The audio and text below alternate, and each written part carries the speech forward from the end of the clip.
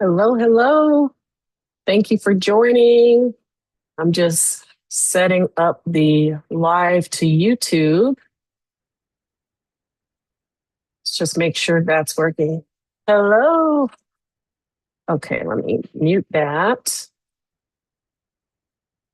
There we go. There we go. All right.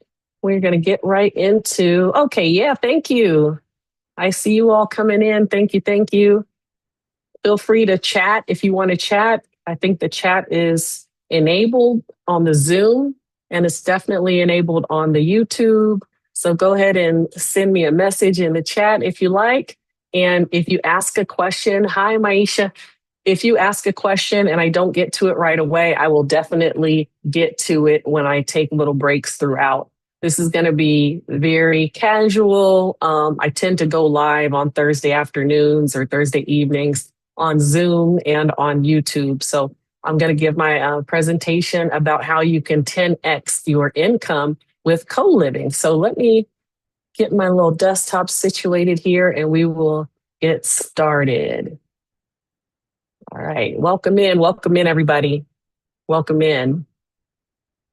Somebody tell me if you can see my screen. If you can see the slides, give me a thumbs up or just wave at me, say hi, yes, I can see the slides, and then I will get it going. Okay, thank you. I appreciate that.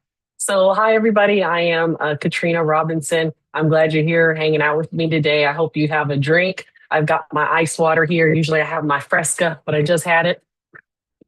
So today we are going to talk about co-living and what it is, what's a group home versus co-living versus assisted living. And we're going to talk about the growth opportunity and the profit, and also how to open a group home in 6 steps and how to open a group home in 6 weeks with my help. So I will be showing you what I offer in my coaching program. All right, let's get going. So what is co-living?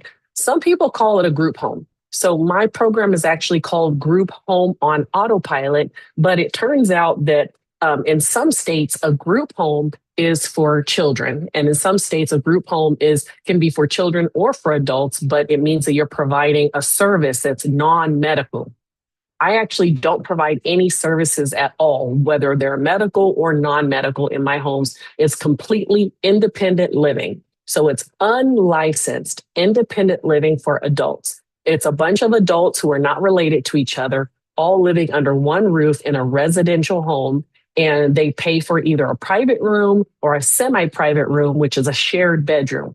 And they pay one low cost every month, and that includes all of their utilities. So it includes their internet, their water, their electricity, and it's just an affordable housing option for people. And also for people who are owners and operators like me, you make 10 times as much money doing this model versus doing just a regular single family home. I used to rent out single family homes and I would make about $200 a month, which is great. That's a great return on your investment for a single family home. But now on average, I make about $2,000 per house. And I'm going to show you later on in the slides how that is. And like I said, if you have any questions while I'm streaming, go ahead and just throw them in the chat. Any comments, any questions, and I will definitely get to them. Okay, so let's talk about the difference between co-living and assisted living. So I actually took the Certified Assisted Living Manager course for the state of Texas, and I learned about ADLs. ADLs are activities of daily living. If you have a home that is providing assistance with any activities of daily living, that means bathing, feeding, medication management, that type of thing, then you are required to have a license for that home. And that is a licensed assisted living facility. What I'm going to talk about today is not licensed at all. It is independent living. So no services, no feeding, no bathing, no medication management. The people all cook their own meals and they take care of themselves. Now, there is an opportunity to house people who do need help, but those services would not be under your company or under my company. Those services would be outsourced. So sometimes there are people who just don't make enough money to live in assisted living because assisted living is very expensive. It could be $5,000 or $8,000 a month because they're also getting their meals, they're getting help with their bathing and feeding, et cetera. So those people who cannot afford assisted living, but they have provider hours in their insurance, can live in my house as long as they have a third party that's providing that service to them. For example, I know I'm getting in the weeds here, but for example, I have a guy who needs help with doing his laundry. So somebody comes over and she's paid by his insurance and she does his laundry for him. Or somebody else who needs somebody to give him a shot once a week. So his nurse comes over and gives him a shot. That nurse does not work for my company at all. My company does not provide any assistance because if my company provided assistance, then I would require a license. And I do unlicensed housing only.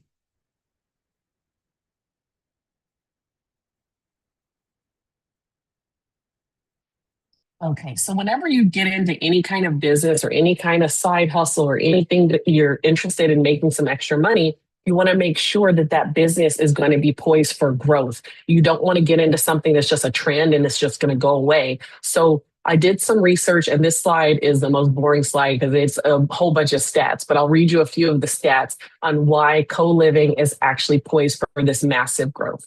So the first one is the aging baby boomer population. So 10,000 baby boomers turn 65 every day.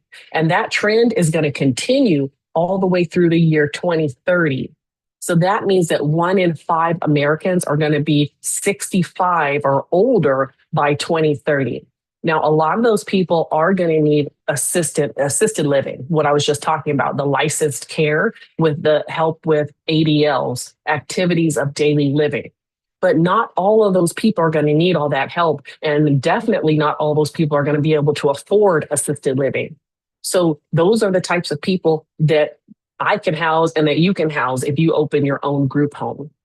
And like I said, assisted living costs between $4,500 a month all the way up. Some assisted living is $10,000 a month. It depends on what area you're in and just the amenities that they provide and how nice the assisted living house is. All right, let's go to the second bullet, housing affordability crisis. So everybody knows that rents are going up and that the cost of housing is just going up. So a lot of times shared housing is the only affordable option for people. And there's just not enough shared housing out there. So when you get into this business, you can help with the affordable housing crisis. Not only are you going to be making money for yourself, but you're going to be helping society too. 55% of low income renters spend more than 30% of all their income on housing. So shared housing helps out with this crisis. And cities really need this model. And then the decline in private room supply. So new construction just favors large single family homes and not this affordable housing type of model. But what we can do is take residential homes that already exist and turn them into this shared housing model, because everybody with the shared housing, everybody in the rooms shares the common areas. So they share the kitchen, they share the living room, and it's like a new kind of family unit, basically. And then the social isolation and mental health. So a lot of times people, one in 4 Americans, I'll just say this, 1 in 4 adults in the US lives with some kind of disability or mental health condition.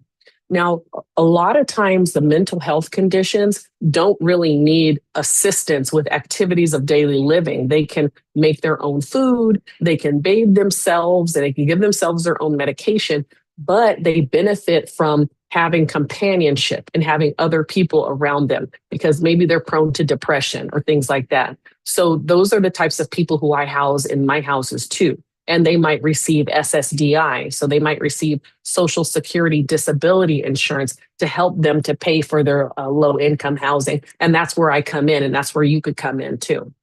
So when you combine all of these different reasons, co-living and independent living are not just a trend. It's something that is actually going to grow in the future. So getting in on this now, and for example, if you are a single family housing provider right now, you could easily pivot into co-living and 10 times your income. And I'll show you that in a couple of slides. I'm going to take a little break to see if there's any questions popping in. So far, nope. Okay, everybody's tracking. So far, so good.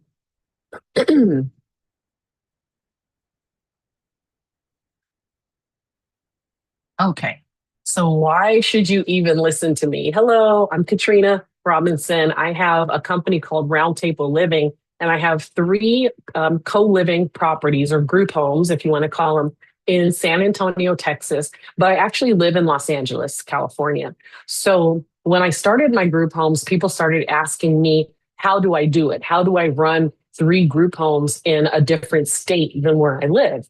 So I started documenting my processes, and now I just help people. I help people own and operate their own group homes because I want people to have a profitable business, profitable, but also purpose driven. So I'm interested in helping society and helping with affordable housing, but also increasing your income on your rental properties. So I've been in this business since 2020. That's when I opened my first house, and it had 15 beds. It was a 7-bedroom house, but it was huge. So 2 of the rooms were double size, and it had 15 beds. I started out charging $560 a month for each bed. So if you do that math, you'll see that I was making $8,400 on that house. But then you subtract the cost of utilities and internet and all these things, and I was walking away with about $5,400 in my pocket every month. So once I did that, I was sold. I started stacking up my money, and I bought a second house, and then I bought a third house. So now I've got 3, and now I focus on coaching other people. I'm also a veteran of the U.S. Air Force. All right, so let's get into the numbers, the profit potential. Okay, so on the left-hand side, we have a single family home. And that house, let's say you're renting it out for $2,000 a month. You're renting out for $2,000 a month, and your mortgage is $1,800. So if your mortgage is $1,800 and you're renting it out to someone for $2,000, then your profit is what? $200. So let's take that same house. Let's say it's a 4-bedroom house. Let's take that same house and turn it into a co-living rental. So when you turn it into a co-living rental, you're going to charge, let's say you're charging $500, which is very low, by the way, very low. It depends on where you are in the country. Maybe in middle America somewhere, 500 is good, but usually it's about $650 on the low end for a shared bedroom. So $500 a month, and you're going to have 8 beds because it's 4 bedrooms, and you're putting 2 beds in each of the rooms. So if you do that math, it's $4,000 gross. Now you still have a mortgage to pay on it that's $1,800. And by the way, you can do this business without owning the property. You can do this business by renting the property. So let's say you have a mortgage of $1,800. So instead of making $200 here, you're going to be now making $2,200. So that's how you 10x your, oops, I did not mean to go that far. That's how you 10x your income. So let me go back a few slides. Okay, there we go. That's how you 10x your income. So let's take this same house, and instead of charging $500, let's charge $600 per bed. So 8 beds times $600 a month. That equals $4,800. And remember, that's shared bedrooms in the 4-bedroom house. So $4,800 minus $1,800 is $3,000. So that's even more than 10x there. Let's charge $650. So 8 beds times $650 a month is $5,200. But didn't I say we're also going to be covering the utilities? Yes, I said we're covering the electric, the gas, the water, and the internet. But even if you deduct the cost of those utilities, you're still bringing in 10 times the amount that you would be bringing in if that was a single family home. So, and like I said, when I opened my first house, it had 15 beds. So I started out charging $560 a month. 560 times 15 is 8,400. My mortgage was about $2,000. And then you deduct another thousand for utilities, and I was profiting more than $5,000 a month. And that's on one property. That was just on one property, not a full-time job. It's not passive. I'll tell you that too. It's not passive, but it's almost passive. Once you get all of your systems in place, which I teach you in my coaching program, Group Home on Autopilot, once you get all your systems in place, it really doesn't take that long to manage these houses. Now, the first 6 weeks when you're setting it up, you do need to spend a lot of time just with anything, with any endeavor, you need to spend a lot of time setting it up. But once you have it set up, then you're going to have these processes in place and you'll know what to do every week, what to do every month, and every quarter. Okay, let's see, make sure I covered everything on this one. Okay.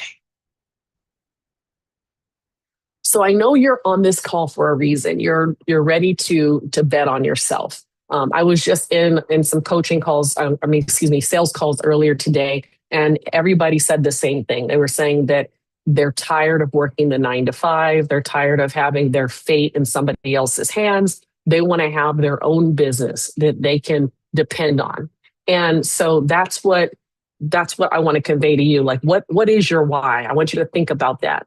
Do you want more money? Do you want more time freedom? Maybe you want the tax benefits of having your own business. And there are a lot of tax benefits. I'm not an accountant, but in my program, I just share with you everything that I've learned. And I've learned about a lot of tax benefits of just having an LLC. Maybe you want to help people. Maybe you want to help the affordable housing crisis or leave a legacy for your family. So think about what is your why. And then also think about what is your life vision? Where do you see yourself in a year from now, or in 3 years, or 5 years?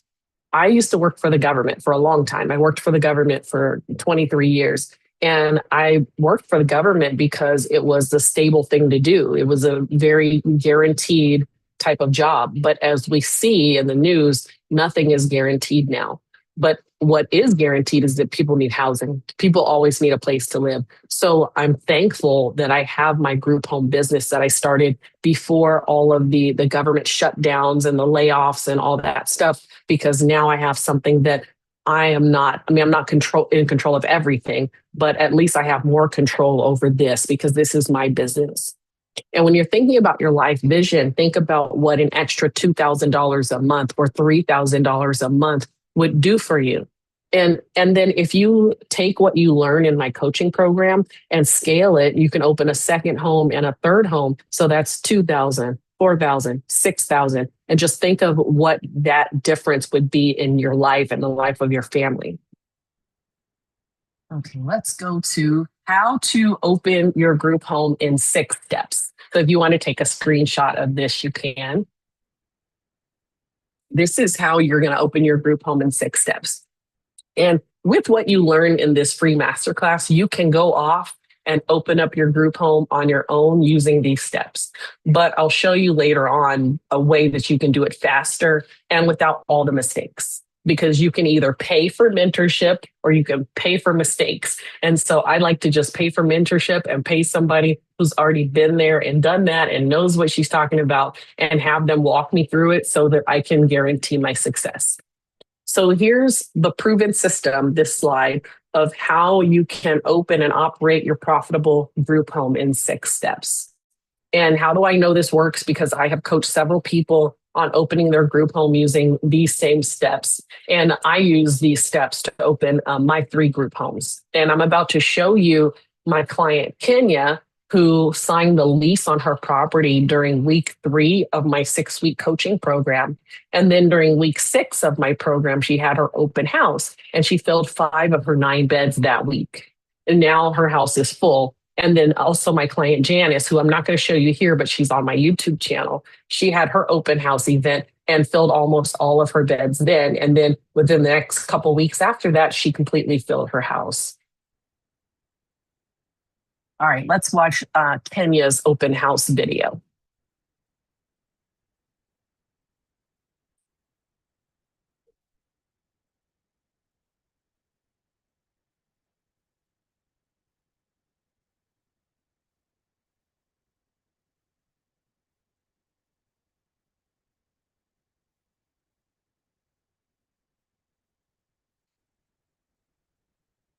And that was a rental property, by the way. She does not own that house. That was a rental, and that's in Baltimore.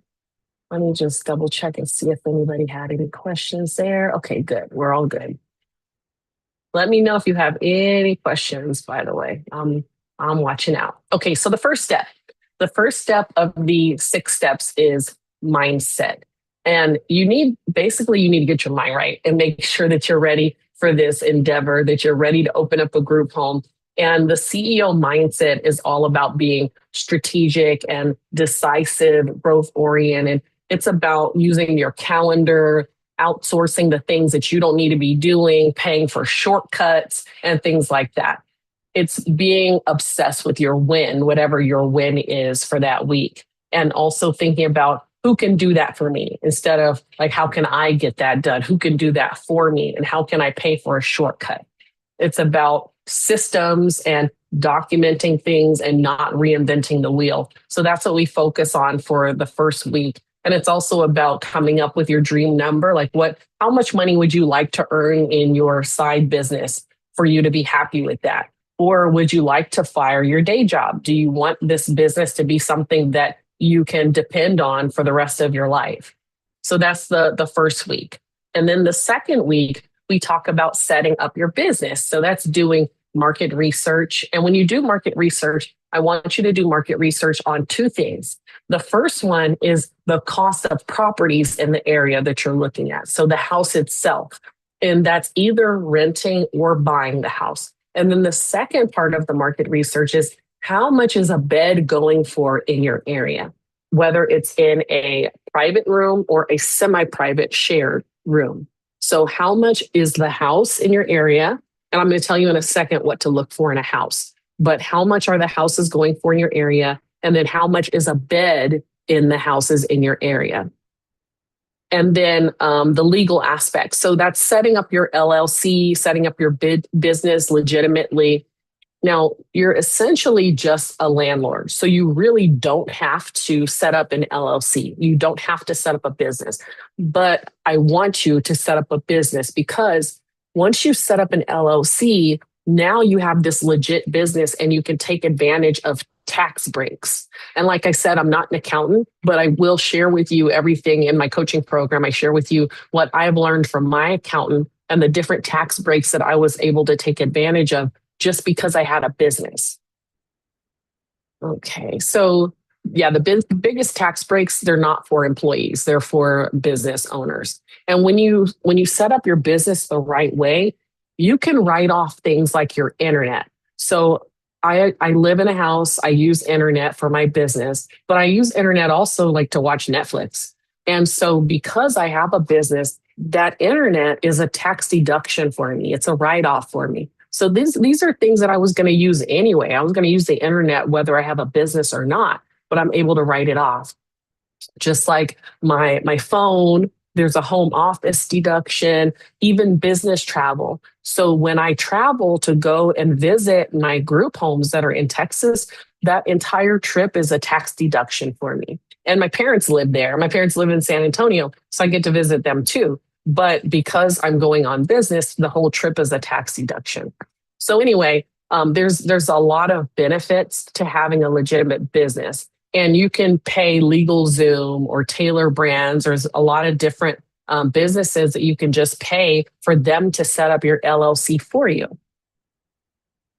And then also it's setting up your business bank account. We talk about that in week 2. Okay, now week 3 is when we talk about getting the house. Well, step 3, this is getting the house. So you're going to identify your viable properties, like what kind of house is good for this? I get that question a lot. The kind of house that's good for this is at least 4 bedrooms. So you want to have at least 4 bedrooms. It could be 5, 6, 7, but at least 4 bedrooms. And if you own the house, then look at extra rooms. Like, can you put up a wall? Can you put up a door? That kind of thing. But if you're renting the house, that's okay. Just make sure it has at least 4 bedrooms. Also, I recommend no carpet because carpet just gets dirty, gets kind of nasty. And no pool because you just don't.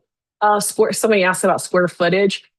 As long as the rooms are big enough, I always get this question, but I just walk into the house and look at it. If the rooms are big enough to be able to put two beds in it, then you're good.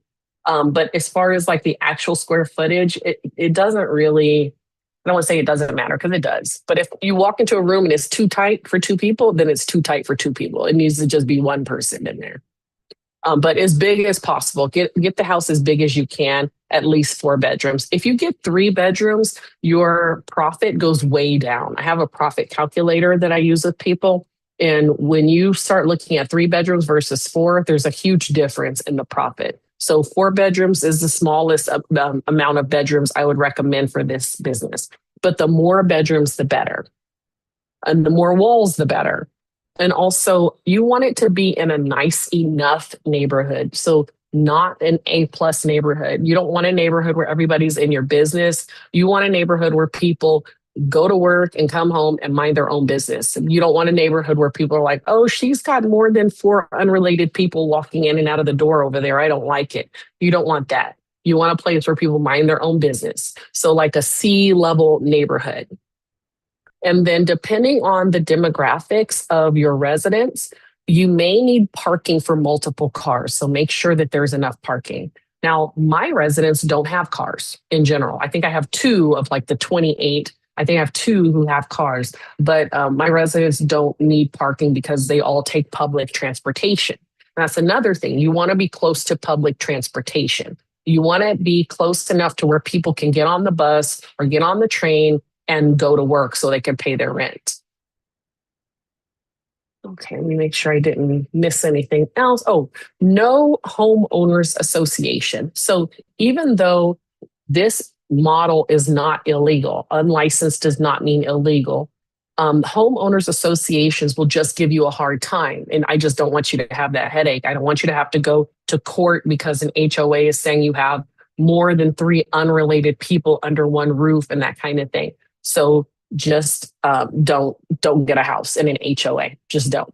And if you do get a house in an HOA, don't worry because you will win in court because most of the time the people that you house are covered by Title 8 of the Civil Rights Act of 1968. That is the Fair Housing Act. So the Fair Housing Act covers a lot of different types of people based on age, race, familial status, sexual orientation. There are a lot of different things that are covered by the Fair Housing Act. And most of the time, you are going to have people who fall under that category. So you would win in court against the HOA, but I just don't want you to have to go to court with the HOA. And like I said, you can do this business in a rental. You do not have to buy. You do not have to buy the house. Most people do this type of business in a rental. So to find the house, you would contact landlords. You'd contact people who have their houses listed for rent or for sale. If you look at houses that are for sale by owner, FSEO, for sale by owner, look at the ones that have been for sale for a long time. If they've been on the market for a long time, those are the types of sellers who are interested in creative things like this. So maybe the house isn't actually listed for rent, it's listed for sale. They might be open to a lease option, and it's like lease to own, where you're going to become the owner later, or just open to leasing it out to you for this type of business. Okay, let me see if there's any questions on that. Okay. Oh, good questions. Okay, how do you go about renting? So in my coaching program, I give you a script that you're going to send to landlords. So there's a script that I give you, and you just email out to landlords and let them know that you're interested in their property, but tell them that you need to be able to sublease. I'll put it in the chat. Must be able to sublease. As long as they allow you to sublease, then you're good to go. And then how will you know if residents will need parking if you get the house first? That's a great question too. So it depends on what kind of demographics you're marketing to. So for me, I knew going in that I was going to be focused on low income housing. I was going to be focused on helping people who either just came out of rehab or just came out of a shelter or off the street, or people who were incarcerated. And a lot of times, those people don't have vehicles because they can't afford vehicles. But if you are going to market towards working professionals, and a lot of working professionals are considering co-living. Co-living is becoming more trendy with working professionals because it's just too expensive to have their own house. So if you're marketing to working professionals and you're in a nice area, I know a person who has group homes and they're all for working professionals and they're very nice homes. It's kind of like, I'm gonna date myself by saying Melrose Place. It's kind of like Melrose Place where they all are adults who make good money and they all share a really nice house together. Those people need parking. So you kind of have to know what you're getting into, like if you're going to focus on working professionals or if you're going to focus on people who don't have much money at all. I hope that answered the question. If not, put more in the chat and I will definitely get to it. Okay. So that was on the house. Okay, marketing. So step 4 is marketing. This is the most important step because if you don't fill the beds, then you don't have a business. So I spend a lot of time with my coaching clients on marketing, and I even give a bonus session just on marketing to help them to set up their marketing. Okay, I have a great question. What is the ballpark number for startup business? Okay, so the ballpark number for what I tell all of my coaching clients is when you're going to get into this business, I want you to have $10,000, 10K. And the reason, I'll put it in the chat. I'm missing out on the Zoom people. Let me put it in the chat here. That's not going to everyone. There we go. When you book a coaching or a discovery call with me, there's a questionnaire beforehand. And the questionnaire asks, where do you want to open up your group home? What's stopping you from opening your group home? And then also, do you have access to at least $10,000? Now, access to at least $10,000 just means like if you have credit cards and it equals 10,000, then you're fine. If you've got $10,000 access to it on credit cards. And the reason is because, and this is coming up on a slide, but is because my coaching program, depending on which level you choose, but my coaching program, the higher level one is $4,500. You're going to need about $5,000 extra because some people already have a property, so they don't need to spend that much money. Some people don't have a property, but they're going to rent. So if you're going to rent a house and that house is $2,000 a month, you need first month's rent and the deposit. So like first month, last month. So that's $4,000 right there. Then I want you to have a cushion so that you can furnish the house. You don't have to furnish the entire house right off the jump. You can just get like a used couch and get a few supplies from like Goodwill or a thrift store and furnish one room and have an open house event. Fill that one room. When you get that money from those two people, furnish the rest of the house. So you don't have to furnish the entire house, but I want you to have enough cushion and I want to be realistic with you so that you don't pay $4,500 for my program and then you have no money left over. You can't get the house because you don't have first and last month's rent and you can't furnish the house. So that's why I tell people have $10,000, whether it's on your MasterCard or it's in your bank account. Make sure you have access to $10,000 because I don't want to lie to anybody and say, get into this. You only need $4,500 for my program. And then you're stuck. You have all the knowledge. You don't have any money to open. Okay, let's go to, somebody asked last time about background checks. So when I opened my group home, I did not do background checks. I just had a questionnaire and I asked the people, are you a registered sex offender? And if they were, I didn't house them only because my houses were near schools. And they were very honest. They would tell me, yes, I am. But now that I've hired an operations manager who has property management experience, he already has a subscription to a background check thing. So he does background checks on my people. I don't hold it against anyone what I find in their background though, because my house is like a second chance type of house. So I cater to those people who need a second chance. So people who are coming out of prison and have felony convictions and things like that. So if they do have questionable past, I just address it with them. And my operations manager addresses it with them and stresses to them that we're a zero tolerance household. These are the rules that we have. And if you break them, you're going to be out, et cetera. So he just does it. He does the background check to kind of know what he's dealing with, but we don't hold it against people. Okay. If you have any other questions on that, let me know. And marketing, I do spend a lot of time on it in my coaching program to teach you everything about how I do the marketing. Okay, so now I'm going to tell you about my startup intensive, which is my coaching program. So this may not be for everyone, but it might be perfect for somebody who's in this call. So all of this stuff that I'm teaching tonight, you can definitely take it and run with it, and you can open your group home. But it would be so much easier if you had a checklist, a to-do list, which I give you in my coaching program.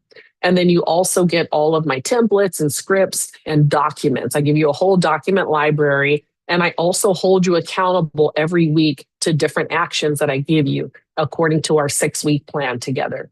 And then you also have direct access to me. And you have an online course that I give you access to immediately. And it's the 6 modules. And within each module, there's multiple lessons and videos. So it's videos of me walking you through exactly what you need to do. And then you have your checklist of what to do and action items.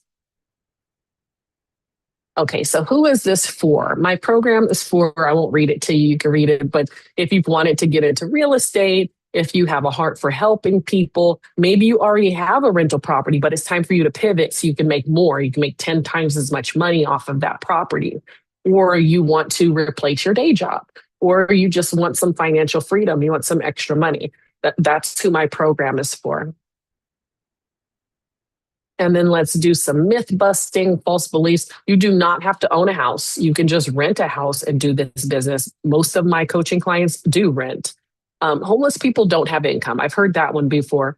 Actually, a lot of homeless people do have income. They just don't have enough to get their own place. So I have a lot of people who I house are on SSDI. So they're on Social Security Disability Insurance.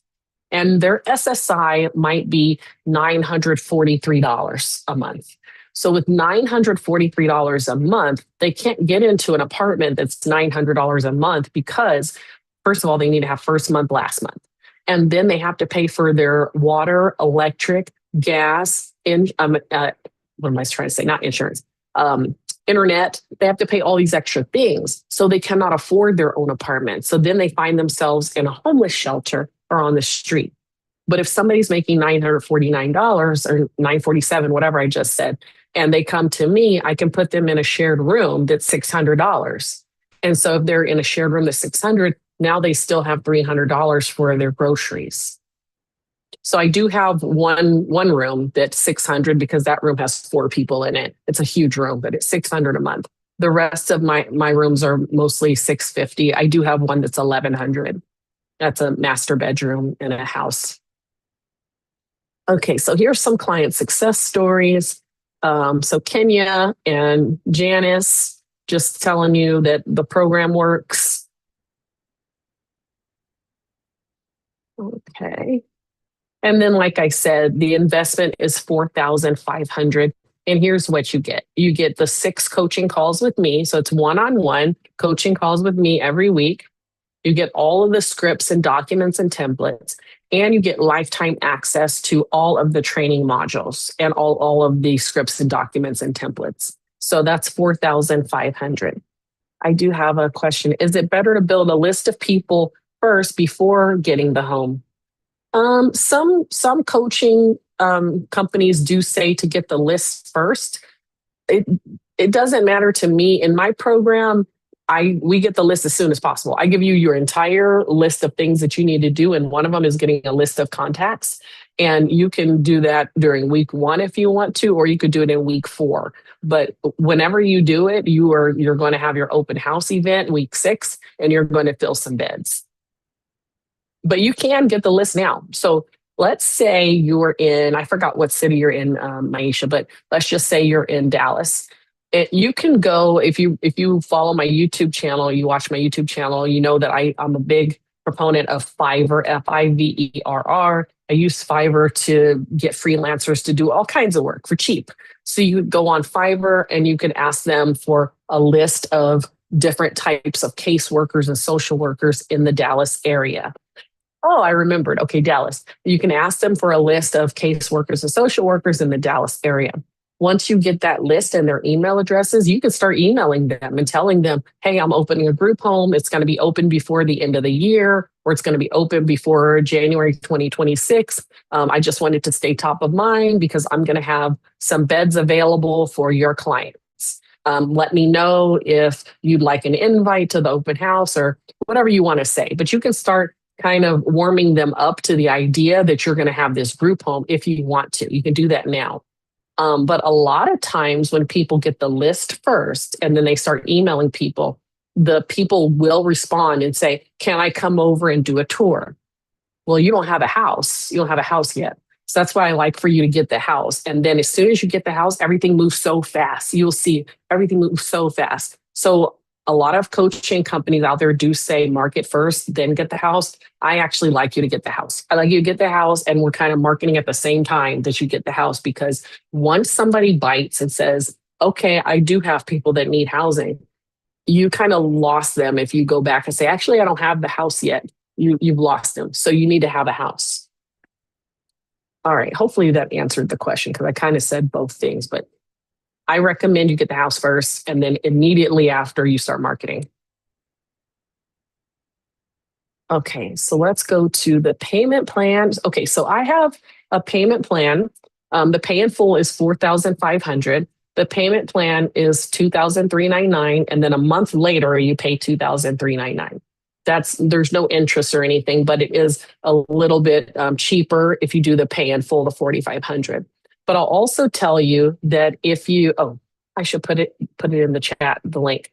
If you decide to click on pay in full, you'll see though that there's a Klarna link, which is kind of like Afterpay. You've probably heard of Afterpay, where you can click on that and come up with your own payment plan with them. There's interest though, but it'll be like $200 a month for 2 years or whatever. So you can do your own low payment plan through Klarna if you want to. So before I move on, I am going to put in the chat the link so that you guys can take a look at it if you like. 1 second.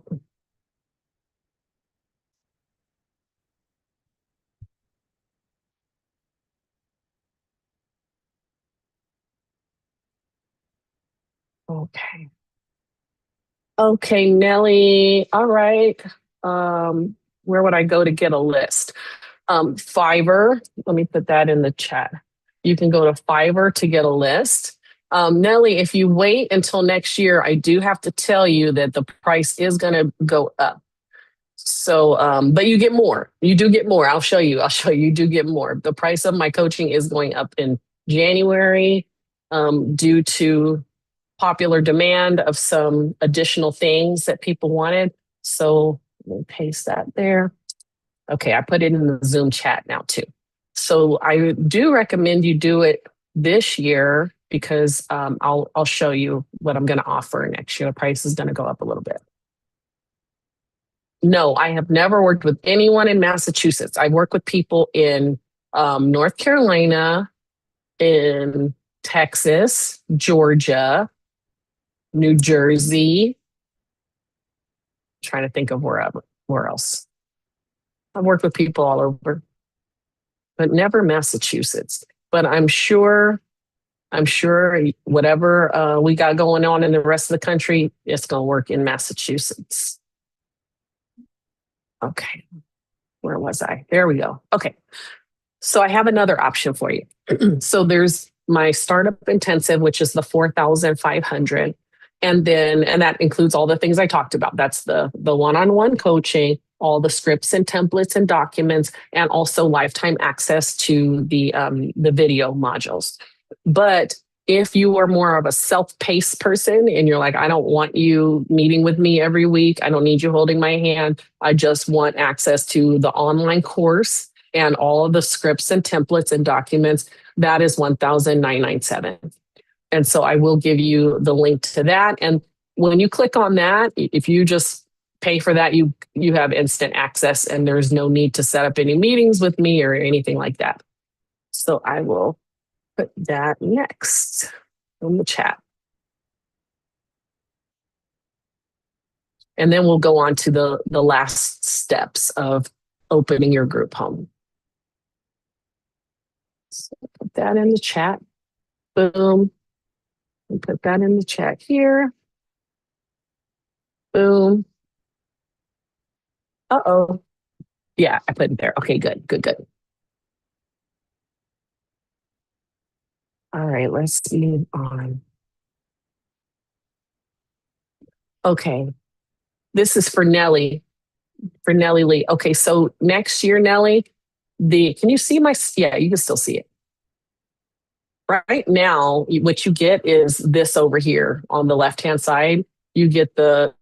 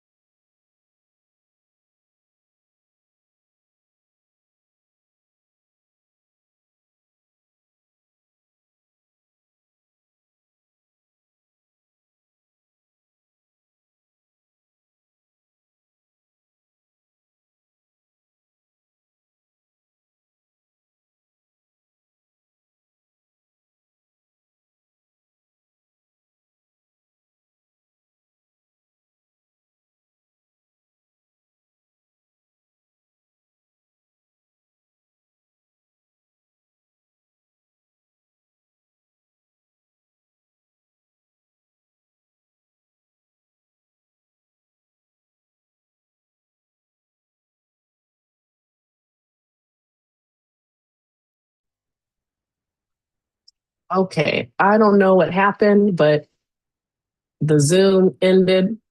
So I'm gonna if you can hear me or see me, can you give me a little thumbs up? I had to